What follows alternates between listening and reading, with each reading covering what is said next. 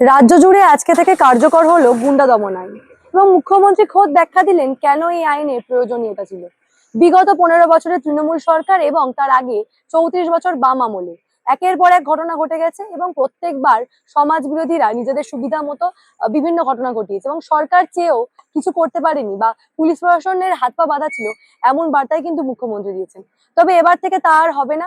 বিগত কয়েক বছরে যা ঘটে গেছে সেই সমস্ত ঘটনার কথা মাথায় রেখে সরকার নতুন আইন নিয়ে এসছে এবং এই আইন মোতাবেক এবার থেকে পুলিশ প্রশাসনের ক্ষমতা অত্যাধিক বৃদ্ধি করা হলো, এমনটাও কিন্তু তিনি আজকে পরিষ্কার বার্তা দিয়েছেন। কেন এই আইনের প্রয়োজনীয়তা রয়েছে? প্রথমে আজকে যেমনটা মুখ্যমন্ত্রী জানালেন, একেবারে এই যে গুন্ডা দমন অর্থাৎ গুন্ডা কাদের বলা হচ্ছে, অর্থাৎ যারা সমাজ বিরোধী বা যে কোনো বড় অপরাধের সঙ্গে যুক্ত থাকতে পারেন, অর্থাৎ তোলাবাজি থেকে শুরু করে সিন্ডিকেট রাজ, প্রত্যেকেই কিন্তু যারা দিনের পর দিন তোলাবাজি করেছেন, কাটমানি তুলেছেন বা সিন্ডিকেট রাজ চালিয়েছেন, প্রত্যেকের বিরুদ্ধে এবার থেকে অ্যাকশন হবে। এই বিল থেকে তা পরিষ্কার। অর্থাৎ পুলিশ প্রশাসন যদি মনে করেন যে কারুর বিরুদ্ধে বড়সড় কোনো অপরাধ ঘটানো চক্রান্ত করছেন কেউ বা সমাজ বিরোধী কোনো কার্যকলাপের সঙ্গে যুক্ত, সেই ব্যক্তিকে কিন্তু বিনা বিচারে সর্বোচ্চ 12 মাস অর্থাৎ 1 বছরের কাছাকাছি আগে থেকেই কিন্তু জেল হেফাজতে রাখা যেতে পারে, এমনটাই কিন্তু এই আইনে বলা হয়েছে। অন্যদিকে এক্সটার্নমেন্ট অ্যাক্ট, অর্থাৎ কাউকে যদি মনে করা হয় যে কোনো অপরাধ বা বড়সড় কোনো চক্রান্তের সঙ্গে যুক্ত রয়েছে বা সমাজ বিরোধী কার্যকলাপের সঙ্গে যুক্ত রয়েছে, তাকে কিন্তু প্রয়োজনে এলাকা ছাড়া করা যেতে পারে, এমনটাও কিন্তু এই আইনে রয়েছে।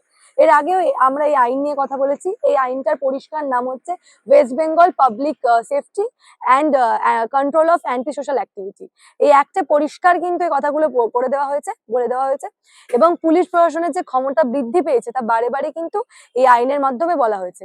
আজকে থেকে রাজ্য জুড়ে এই আইন প্রযোজ্য হয়েছে বা কার্যকর হয়েছে এবং তারপরেই আজকে মুখ্যমন্ত্রী পরিষ্কার করে দিলেন যে গত 15 বছরের তৃণমূল আমল এবং তার আগে যে সিপিএম বা বাম আমল, সেখানে কিন্তু একেবারে তৃণমূল সিপিএম এর হারমাত বাহিনী বারে বারে অত্যাচার চালিয়েছে।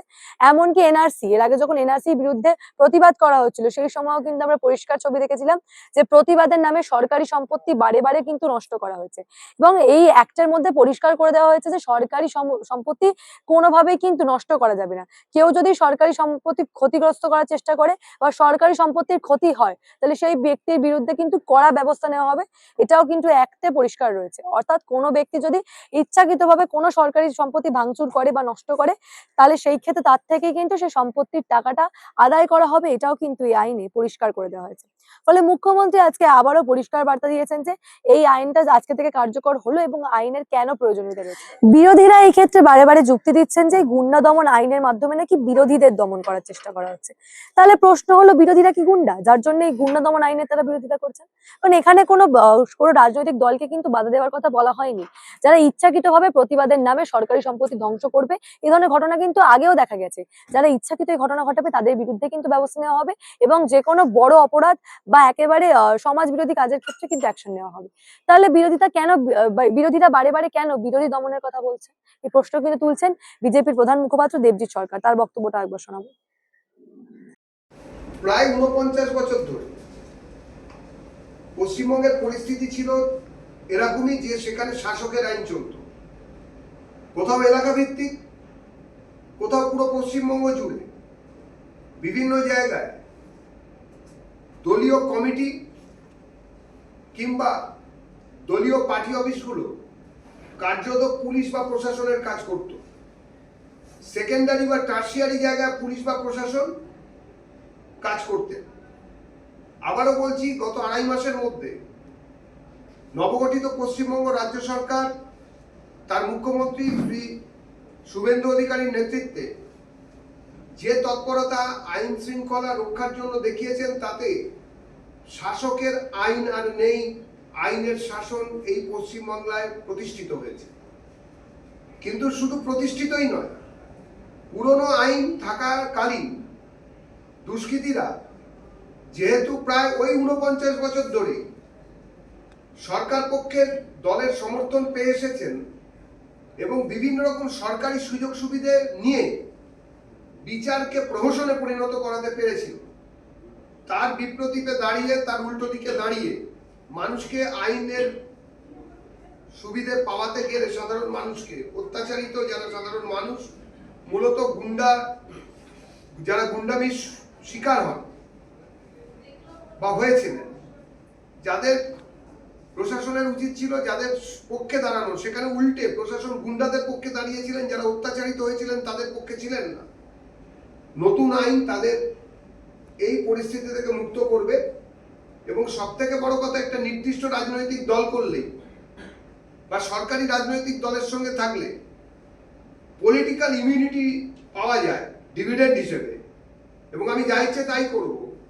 আমি কলকাতার মতন একটা শহরে, রাজধানীতে খোলা জনবসতি এলাকাতে গুলি চালিয়ে বোম ফেলে তারপরে রাত্রেবেলায় কলকাতাতেই গাড়ি চালাতে চালাতে ফেসবুক লাইভে যেটা সোনাপাপ্পু করেছিল সেইটা চলবে, এই ধরনের লোকেদের আটকাতে গেলে বা অন্য ক্ষেত্রেও এই আইনের প্রয়োজনীয়তা আছে বলে পার্টি মনে করছে। নয়া এই আইনে কিন্তু জামিন অযোগ্য ধারা রয়েছে।